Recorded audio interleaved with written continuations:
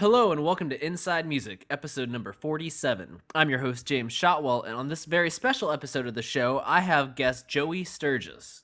Now, if you're a person who's a fan of the alternative music community, and by that I mean anything that fits under the guise of this could possibly be on Warped Tour, you have probably at the very least seen the name Joey Sturgis. Joey is a producer, but for people who work in the alternative world of music, he might as well be a super producer on par with the likes of a young Phil Spector or someone like that, because Joey's impact on the world of music over the past decade cannot be overstated. Joey has had a very unique ear for production since day one, and he has helped craft some of the most important albums of the last decade, especially as far as heavy music is concerned. I think the best example of his work is with the band Asking Alexandria. Now, you can say that you feel whatever way you feel about them, and that's perfectly fine, but when you hear an Asking Alexandria song, you know it is them.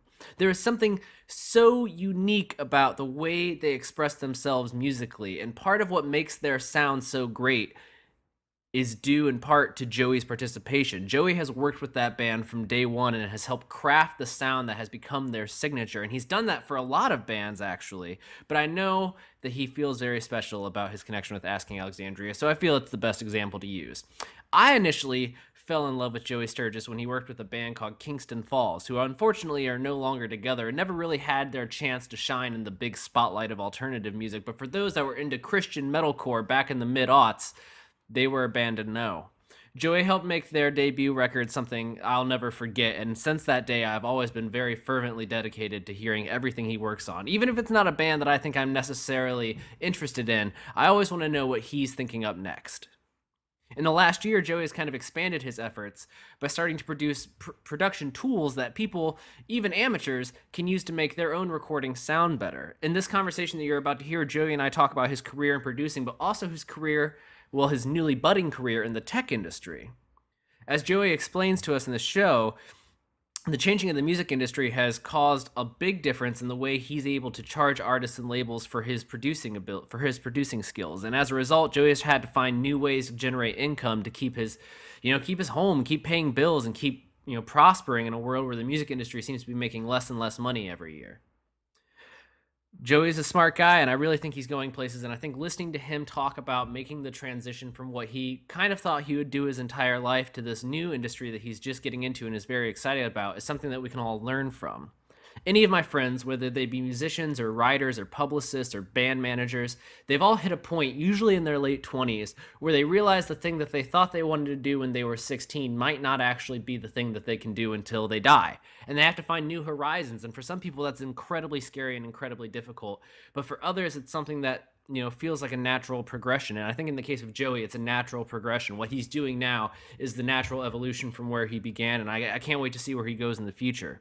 So I'm excited to have him on the show because, as you've probably noticed in a lot of recent episodes, almost everyone that we've had, be it Tillian Pearson, Eden the Cat, our buddy Mike from Penamino, everyone seems to be going through this weird transitional phase in their life where they're trying to balance, needing to keep a roof over their head, bills paid, food in their stomach, with whatever dreams they have. And, finding a way to balance those two things is very important to me. And I'm happy that we're able to find so many people willing to share their adventures and trials in those experiences. So I know I've been talking for a long time now, so I'm going to get over this, but I do want to say that the music you hear in this episode is something Joey produced. Obviously, he's not somebody that's in a band where I can be like, this is Joey on vocals or Joey on guitar, but the sound that you're going to hear, you should pay specific attention to because it's something that is uniquely crafted by Joey Sturgis, and I really wanted to share it with all of you. I also want to say that the sponsor for this episode is Holix, the internet's leading digital promotional distribution company. Whether you're looking to get your music in front of the press or you need a little help fighting piracy, Holix has the tools you need. For more information on Holix and access to a free 30-day trial, all you have to do is visit holix.com. That's HAULIX.com. I also want to mention that the podcast is on Twitter. We're at Inside Music Pod. That's Inside Music Pod. Give us a follow. Tell us what you think about the shows. Tell us who you want to hear in upcoming episodes, and we'll do our best to get back to your requests in a timely fashion. We have a lot of cool things on the horizon. I can't tell you all of the guests because not everyone is 100% locked in, but I will say that next week's guest is Brandon Pagano from Handguns. We're going to be talking about the band's new album that comes out later this month. And I also have the guys from Ice Nine Kills coming on the show ahead of their album dropping in December.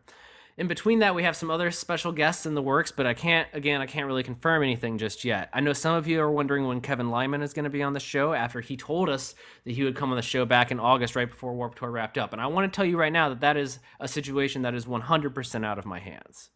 I've emailed Kevin's people a few times, and they keep telling me that they're trying to get a few, quote, ducks in a row before he makes an appearance on a show like this, and I think that that's perfectly acceptable. So I'm being persistent in my requests, but so far, we don't have a date locked in yet. I'm hoping we can make it happen before the end of the year. I'm also hoping to have Holics founder Matt Brown on. I'm sure some of you listen to the show every week and never actually engage with Holics as a platform, so I think it's important for you to know who that sponsor is and what it is that we do at Holics that, allows for things like this show to exist.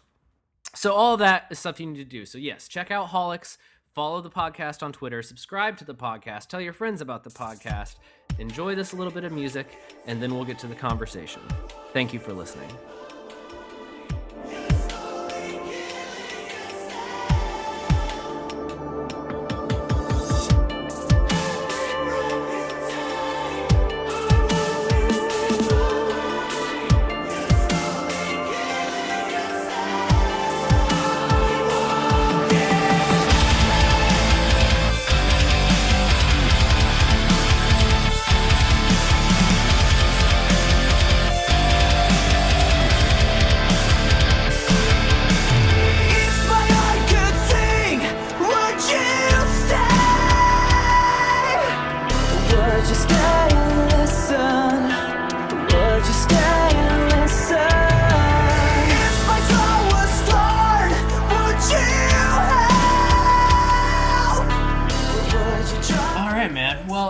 How are you doing today? I'm doing good. I just got back from Miami and trying to clean my house now that I don't have any band people here. Yeah, I know you've been working on the Asking Alexandria record, right? Yep, still working on it. Still working on it, just in just in the window of a calm in the middle of the storm right now. Yeah. It's a long process. This is a really big album for them, so we're taking a little bit of a more slower and more mature approach to creating it rather than, doing the quick run and gun, like 30 days, complete the album in 30 days type thing. We've been working on it since like March, I think. Oh, wow.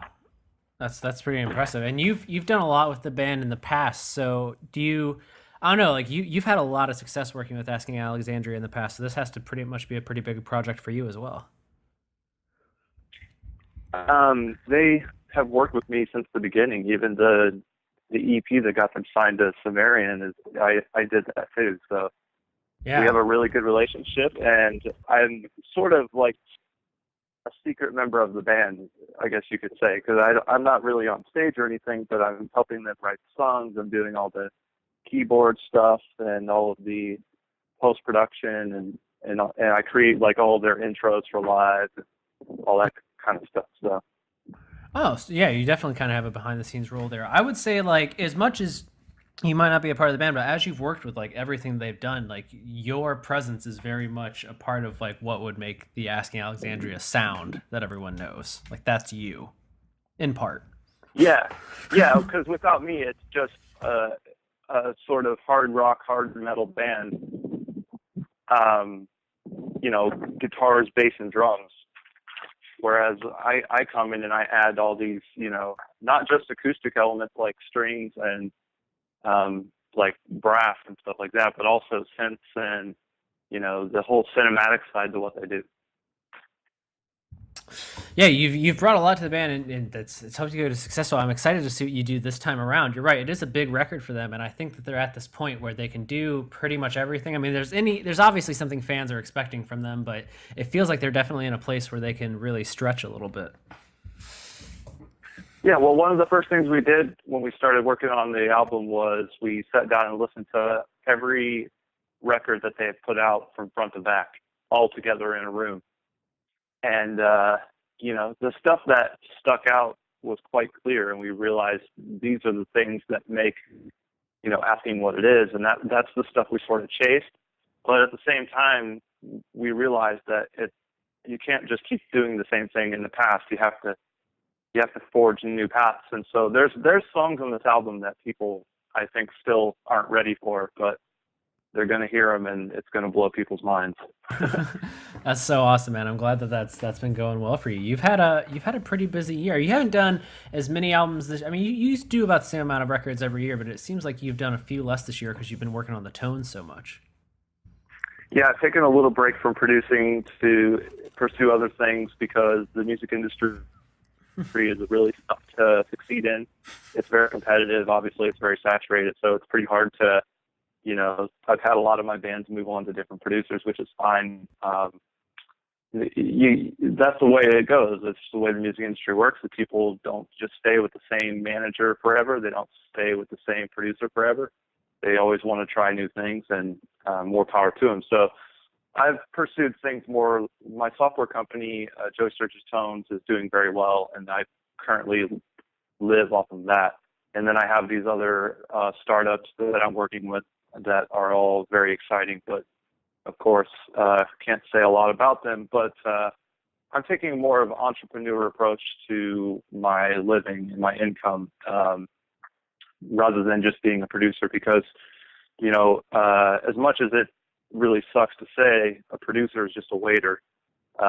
You work for other people. You don't own anything that you create. And so in the end, you're left with no assets that have no value, other than just your skills. So I am definitely trying to make stuff that has value. The companies and stuff that I am working with and working on and creating will hopefully leave behind some sort of legacy. Well, I feel like, in regards to the music and stuff, you're right that bands do move on, but I also feel like especially the heavier side of music, it's kind of in like this weird place that's kind of been boiling up for like the last year or two, where I kind of feel like there's definitely like a changing of the tides in terms of like what heavy music kids are into. And, like that scene was really big there for a few years. And I feel like the fire has died down just a little bit in the last year, and it's waiting for a new resurgence. If that makes sense to you? Yeah. Because I feel like a lot of those wave bands that you kind of been associated with a lot of these bands for a few years now that maybe haven't done as much in the last year as they did the 4 or 5 previous years. Yeah. Well, it's because they all want to, move on to the next best thing or whatever it is. Sometimes they think they're moving on to the next best thing, but they really aren't. And that's just the endless pursuit of success. So you're going to have people who started out playing breakdowns who don't play them anymore, and some of them take off and other ones don't. So and plus the really hard thing about measuring success in the music industry is that there's just going to be a decline of music sales every single year. It's going to keep happening. It's never going to come back. Everyone needs to realize that record sales just are 10% of what they used to be 10 years ago, and they'll just keep declining. So there has to be other ways to utilize what an artist's talents are, other than just making music. There has to be, more tours, more shows, more merch. Almost every band has at least one person who had their own clothing company or something. And this is the way that everyone can survive, but it's just going to get worse. No, I definitely agree. Let me ask you this. When did you... Has the goal always been as a producer to kind of branch off into other things, or was there a time when you were like, maybe I can just produce and engineer forever, or was it always like I want to branch off and have these other projects that are kind of your own thing where you keep and own everything? Well, I never ever even set out to say, hey, I'm a producer. It just happened to me, and that's fine because I went with it, and thank God I did, because if I didn't, I wouldn't have my own fan base, in which I can build companies off of. If I didn't have people caring about who Joey Sturgis is and what he's done, then why would anyone buy my audio plugins? Because I wouldn't have any sort of authority on the matter. So, I definitely, when I first started out, I didn't realize what I was doing, and then I just became a producer, and then I went with it for a while because what else was I going to do? And it was making me pretty good money, and I was having fun doing it, and I was passionate about what I was doing. But once I started to see, everything sort of turn and realize, once I started to think about, like, okay, who are the richest people in the world? You've got Warren Buffett, who invests in companies. You've got Bill Gates, who started a software company and just owns a lot of stock in that. And if you think about the concept of, creating a piece of software and being able to sell it infinite times because it's just copying and pasting data, that makes a lot more sense than having to put in hours every single day and work on music and be someone else's employee, so to speak.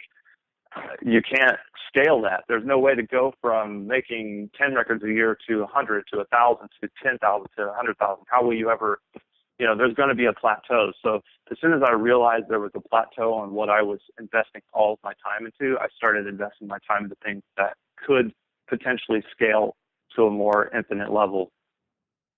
And that's such a good explanation. I made this mistake when I was planning like my latest round of podcasts, that everyone's schedule was this week was the week they were open. So I've had a lot of conversations this week, and this is a theme that has come up like in 4 or 5 different interviews now. This realization about, what I'm doing or what they were doing, kind of that there's a plateau point for it, for them as well as in general. And the realization that, like, if I'm going to keep doing this, I've got to find more ways to bring in money or to sustain myself or pay whatever the case is. Well, you look at people like, Max Martin or whatever. If you're not familiar with him, he's the guy that wrote like pretty much every hit pop song in the last 5, 6, 7 years. You look at him and it's like, is he doing more music every year? No, he's doing less. He's just charging more money for it. But if you look at where I'm situated into the whole game, there's definitely a cap on how much I can charge, because these bands are only going to have so much money because they're only going to have so much success.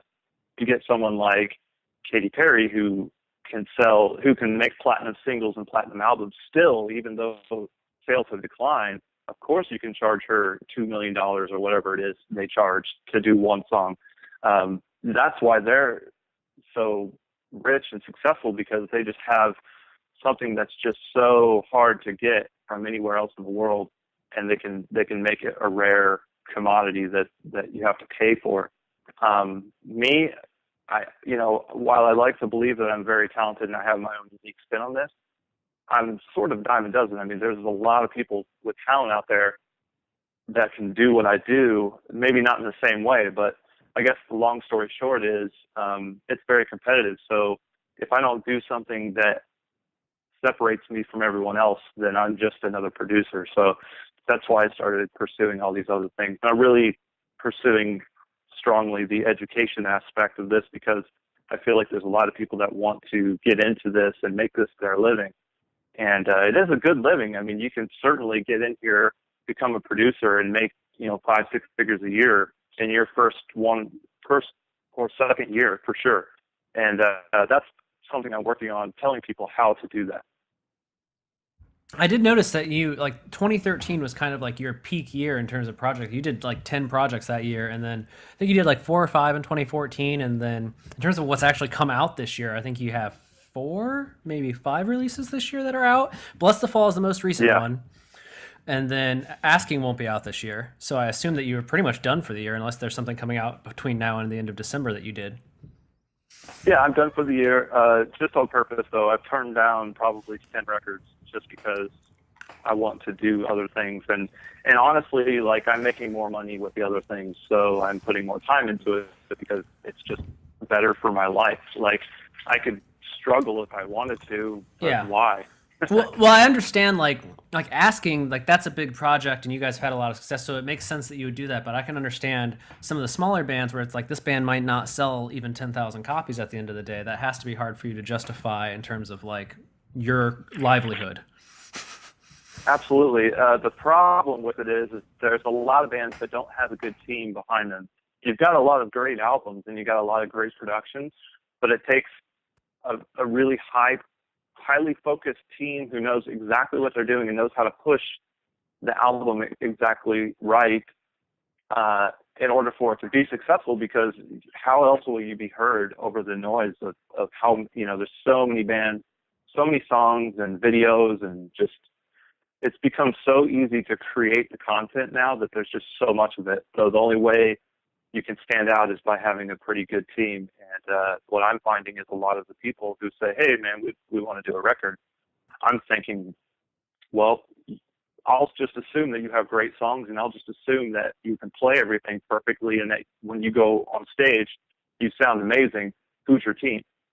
And a lot of times people can do all those things, but they don't have a good team. So that's another thing that I think a lot of producers need to be taking a look at is, pay attention to what you're seeing in the magazines and online, and who's got the biggest reach, and how are they doing that, and who is their team. And if you're working with those type of people, then you will see more success. Do you think that this trend will continue, where you continue doing only maybe a handful of albums even in 2015 as these other projects keep taking off, and you have these new ones you haven't even mentioned yet? So I assume that's the plan right now anyways. Yeah, I mean, I'm not trying to advertise it or anything, but I'm certainly more focused on just building something that has value. Being a producer, the only value in being a producer is having a skill set, and you can only sell that with time. So time is limited, right? So of course I want to keep doing albums. I like doing them. I think I'm going to work more with passion projects. You'll probably see me working with some bands that don't have the amount of success as what you're used to seeing me work with. And that's simply because I wanted to do something that's fun and that's worthwhile in terms of my passion, and not necessarily have to focus on, okay, how can we make the biggest selling chorus single that everyone's going to be singing this summer? Like, instead of going through that, why don't we just make a record that we like, and if people like it, so be it. If they don't, whatever. That's kind of what you'll probably see me transition to, so that I have more free time to focus on educating people on how to become a producer and how to create a living with this, how to create an actual income. Yeah, I do want to turn to that. So this has been kind of the year of Joey Sturgis Tones. I know you've been doing it for a bit now, but I see it more and more frequently. And maybe it's just because you have really good placement for your promoted posts. But I see a lot of Joey Sturgis Tones things more and more recent, especially over the last couple of months. I feel like it's really been taken off for you as of late. Yeah, well, we had a really big push around July and August where we went very, very aggressive. Because up until that point, I was just basically taking the largest paycheck I could, because that's what I was surviving off of. But once I got, comfortable enough and actually created an advertising budget, we went pretty hard. And, the push was worth it. And we're just trying to get our names out there, because a lot of people think that Joey Sturgis Tones is something that's only valuable or valid for metalcore or metal music, but in reality, these are tools that are meant for audio production. So any kind of music can fit within what we're doing now. Of course, you've got plugins like ToneForge Minutes, which is absolutely aimed at metal music. I mean, you just look at it; it looks like a metal thing. And then, of course, we've got things like Subdestroyer, which is aimed at electronic music. You can tell by the look of it. But things like gain reduction can work on any genre of music. JST clips perfectly valid in any mix. And we want people to know that we're transitioning into becoming an actual audio software company. Like, we want to create unique solutions for people who are trying to make their audio productions easier, people who are trying to be more creative and less focused on the science behind it all, because that's kind of our motto, we want you to feel creative when you use our products and not have to worry about, what does this setting mean and how does it work? You don't need to understand any of that. You can just use our tools and create great music. I noticed in the approach, something I really appreciate about the way that you've been marketing the Tones is, as someone like me who knows about enough to have a conversation with you, as long as you don't get too detailed. It's nice to see, like, the advertisements I see on Facebook, for example, the way that you sell it is very simple, in that you speak to consumers in a way that I feel like how they would talk to each other. Like, the one I saw most recently was to make your tracks loud without distortion. Basically, it was to make your tracks louder without overmodulation or anything like that, I believe is what it was. But just when I saw that, I was like, that sounds like how somebody would talk to somebody else about it if they didn't understand how to do it. Like, man, I wish we could just make this louder. Like, how do we make this louder without making it sound like crap? And that's kind of how the ad read. And I was like, oh, that for me, like, that's what works for me, because I'm like, oh, you're literally speaking my language. You've dumbed it down enough where I don't feel stupid clicking on it, because sometimes you find production tools or tips, but they're written they're written with like experience in mind. Yeah, well, that's part of what we're trying to do with the podcast. I have my own podcast, the Joey Sturgis Forum podcast. We want people to think about music in terms of creativity and art, and less with the science part of it, like understanding audio physics and all that stuff. You don't need to know, in this day and age, you don't need to know that stuff to make a great song. And so that's part of it. But at the same time, we want to cater to both audiences. We want to be able to teach the people who are really geeking out about audio gear and plugins and stuff. We want them to be able to learn something too. So that's one of our sources of education. We're working on a much bigger project that it'll encapsulate the podcast and also offer other forms of education. So, but yeah, what you saw there, that was the Joey Sturgis Forum podcast. We actually have a show on YouTube that's free. It's called Keys to the Castle. That's probably where you saw that. And that's a really cool show to watch, because we basically spend about 3 to 5 minutes just talking about one thing. Like, how do I make my mixes loud? How do I mix my cymbals better? What do I do with a bad guitar DI? How do I make my bass cut through my mix? Those kind of things. And the whole idea of it is to, give you a little bit of information so that you're intrigued to come over to our podcast and hear more, where we actually go and talk to people from all over the world. We've interviewed people in, Europe, Australia, like talking to industry professionals about how they approach music production and trying to create, valuable information for our listeners. What do you think? I mean, you talked about this a little bit. You touched on this just a second ago, but what do you think really sparked this desire to be a kind of an educator? Because it would have been easy for you to just start creating and releasing tones without the educational component, but you've taken a very hands-on approach to not only like getting your product out there, but educating people about the product and how to use it. So where do you think that comes from? Is that something you've always kind of had an interest in, or where does it come from, man? Well, to be honest with you, it's a strategy, a very, very elaborate strategy that we put together. Okay. If you want to sell audio products to people, then you need to create more people who need audio products, and you do that with education. Now, of course, there's another aspect to it. Sometimes people are hard to sell. If you need to sell an audio product to someone, they might not even take one glance at your website if it has a bunch of dollar signs all over it. So what do you do for those people? Well, you educate them. You give them free knowledge. You give them free things, so that they do realize you are an authority on audio and you do have something of value to offer them. And so it's all part of the whole thing. But the other thing is I've found recently that I have a passion for doing this that I didn't realize I had before. When I started out being a producer, the sort of armor that you wear every day, where you're trying to, hide all your secrets from everyone. You don't want them to know how you do it.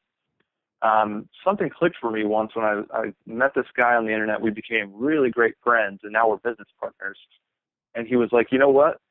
Even if they have the keys to the castle, they know exactly everything that you know, they're not you. And they still have to put forth the work required to achieve any amount of success. And your drive to work is probably more than theirs. And if they do have that drive, they deserve it. So what's wrong with teaching people stuff about audio when it's going to depend on their ears and their work ethic? And once that clicked for me, I realized you're right. And we started educating people, and things started happening for us. And now we have all these great, relationships with these audio companies, and we're giving away cool stuff to our audience, and able to sell audio products. So it really, I didn't intentionally start out educating, but once I made the connection that it was a good business move along with something that felt good to me to do, that's when I started to embrace it a lot more. I like that. No, I appreciate the honesty. It's very conscious effort. I like that because it does come across as not as an afterthought, but it doesn't come across as like a deliberate play for sales. And so, I mean, congratulations on that, because it would have been possible for it to. You know, you and I both have seen that happen. Well, in business, it's very simple. If something is meant to succeed, it will. And there's some very basic principles to anything that's successful. And is it good? Does it bring value to people? And how much and how cost effective is that for the consumer? And once you combine those three things, like you have a winner. And we're not trying to be like, there's no way that a scam artist will ever come out on top. It's because it's a scam. So we realize that. We realize that we have to actually, approach this from a point of view where, like, let's say I was a customer. What do I want? What am I looking for? What was I looking for 10 years ago? We provide that stuff, and that's why it is successful, because that's what people need and what people want. And I think a lot of people are always trying to look for the quick way to get rich or whatever, but the answer is there just isn't one. So all you can do is just create something that's very valuable and offer it to people in a way that they can afford it. And that's as simple as it gets, really. Do you think there could come a day where the Tones is full time and producing is kind of an afterthought for you? Yeah, I mean, that day's here. Yes. I could easily stop producing and just live off this, but I like to produce if the situation is right. You could probably find me complaining about producing somewhere on our podcast or on an interview or something, but that's just because there's times where it's very stressful. There's times where the industry is really messed up. It's very you can go to any venture capital investor and say, hey, will you invest in my record label? Here's how I'm going to do it. Every single one is not even going to take one look at your business plan and tell you no, because they understand that the music industry is the worst run business in the world. And how can anyone expect to become rich off of that when that's a fact? Like, here's people who have the most money in the world and they won't give you a dime because of the industry you're in. Now, I'm not saying it's a lost cause. You can certainly create a nice living being a producer, being an engineer, mixing, editing, being an artist. But it's much harder to do than other businesses, because you have to be clever and you have to stay on top of everything that's going on, and you have to do things that are risky and take chances and be innovative and all that. So, yeah, I guess I like to work on projects that are easy for me and make me feel good. And those are the things that I want to keep up doing, and not just having to make records for money. I get that, and I like that approach. There are certain bands that you work with that at this point I think it would be. I'm curious to hear what they would sound like if they didn't work with you, because I feel like part of your production, like Asking Alexander is an example. I think if Amir don't work with you on their next record, I'm kind of like, I don't know how they sound without Joey at this point, because you're kind of synonymous with certain bands at this point. Right, and some projects, they might, to the listener, they might come out and be one of the best records that the listener likes or that the fan base likes. And I might be looking at the situation and going, man, I probably will never work with that band ever again. I'm glad. Sometimes Good. The politics and all that part of it, the red tape, sometimes can be really really threatening to the art. Honestly, it creates an interesting problem. And, sometimes you'll see people get on YouTube and say, like, oh, this band sucks now that they left Joey. But then you'll see someone say, oh, I can't believe this band went with Joey. Now they're ruined. So, like you're not going to ever please everyone. And some of the projects just aren't worth the politics and the red tape involved. when you look at how much money you're making from it and how much it's costing you to do it.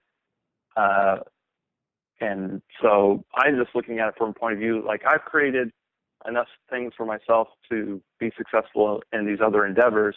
So now I can approach record making from a fun perspective rather than having to worry about how many albums can I do this year to pay my bills and how will I manage to do that. So it's definitely been a good, I think it's going to, here's what I'm trying to say is that it's going to make the records better. Because I'm not going to be so focused on money. I'm more focused on the quality of the content. And I have been given the time to do that. So that's the approach that I want to take moving forward. Yeah, I mean, I feel like you've, especially with the tones now, you're fully in a position where you can choose what you want to do versus working out of necessity. Yeah, and you know, in case this isn't apparent, the whole thing with what I'm doing, all these endeavors, they're connected for one nexus, and that nexus is to help people to make great music.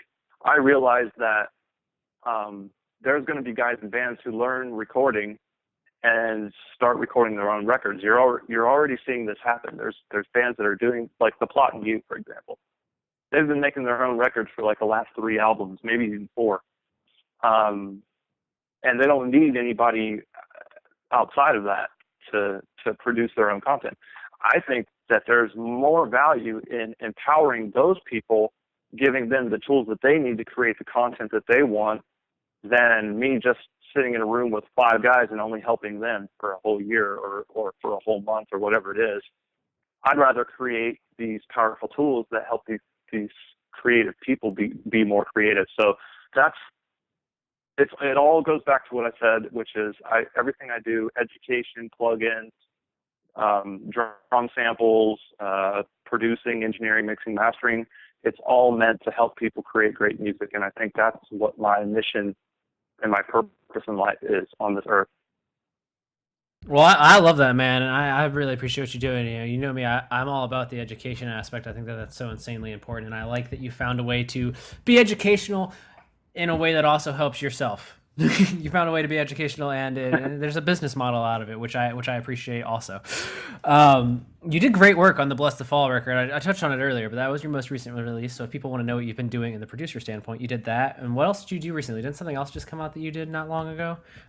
Miss May I, Deathless, came out in August. You did both those records. Yeah, Miss May I worked with Micah Relocate in January. Their album comes out in October, I believe. They're on Artery Recordings. Yes. So yeah, there's also, that. Conquer Divide came out this summer. That was something that I worked on for a long time. That's a little bit. That's on Artery Recordings. And then you mastered Jared Alonge's record. Yep, did that as well. That was fun. Hilarious dude. Love working with him. It's super easy. And pokes a lot of fun at things you've helped make. Yeah. And I think the other approach to all this stuff as well is to make people realize that these tools that I've created are capable of, selling. Not to say that once you get the tool, you can sell hundreds of thousands or even millions of records or anything, but I think there's based on maybe some of my past or whatever, there's some people who kind of think like, oh, the Joey Sturgis tones, like, I'm too good for that or something like that. But I'm trying to show people like, hey, I get why you think that. I know there was the whole crowdcore days. Cool. But we are creating these awesome tools, and I don't think you should downplay them unless you've tried them for yourself. And part of, the release strategy that I've done for the last 2 years has been based on that, to show that, that these tools are capable of producing really great results. That newest, the single that came out for Warped Tour for Asking Alexandria, I Won't Give In. Yeah. That's using the ToneForge Ben Bruce plugin for the guitar tracks. Okay. And I have it's funny because I think a lot of people, they see that and think, oh, it's just product placement, not real. But no, it really is how the guitar tone was achieved. And if you bought that plugin and plugged in the same guitar and played the same way that Ben plays, you'd have the exact same result. Now, of course, not everyone's going to play how Ben plays, and then not everyone's going to have Ben's guitar. But there's always going to be some sort of variable. There's going to be some variance in your own results, but that's the tools that we use to create that song. So I'm just trying to make that more apparent, and that's one of the things that I do when I work on a project is I do use my own tools, because for me, they get me to where I want to go, and they're useful to me. Now, I'm not saying that for everybody, but I am saying give them a chance. This isn't just a little, this isn't a side project. This is a really big focus of my life. It's gone into creating these products. I feel like every time you and I get a chance to speak, you're a little bit further along. So I'm going to be curious when I get to talk to you, probably sometime in the new year. Next time will be the next time we chat. I'll be curious to see how much further you've come, man, because it seems like you're definitely in the midst of a snowball effect with your tones and everything taking off. So congratulations on that, and I wish you the best of luck with it moving forward. Hey, thanks a lot, man. I really appreciate that, and I'll continue to try and create stuff that help people, make music, because making music is awesome, and everyone should be able to do it. Indeed. Now, real quick, run us down. Where should people go to find all they need of Joey Sturgis, tones, the whole 9 yards? So you could check out my audio plugin company, Joey Sturgis Tones, at joeysturgistones.com. And if you'd like to learn from me directly, I have a mentoring program. You can sign up at jsfpodcast.com. It's the highest tier level in the subscription model down there. And if you're just interested in listening to my podcast or my audio show, it's on that same page. So that's jsfpodcast.com. Check it out. And that's pretty much where you're going to find almost everything that I'm doing. I also have another company that I'm not the sole owner of, but I'm a part of. It's called Drum Forge. And if you're ever looking for new drum samples or new and interesting ways to create drum sounds, check out drumforge.com. Awesome. Well, thank you again for coming on the show, man. I appreciate getting a chance to talk to you. It's always a pleasure, and I always like to hear what you're up to next and what you're working on in the future. So good luck on the Asking Alexandria thing and everything else you got going on, and we'll keep an ear out for that Micro Relocate record. I'm excited to hear what you did with it. Awesome. Thank you so much for having me. Yeah, man. Have a great day. You too.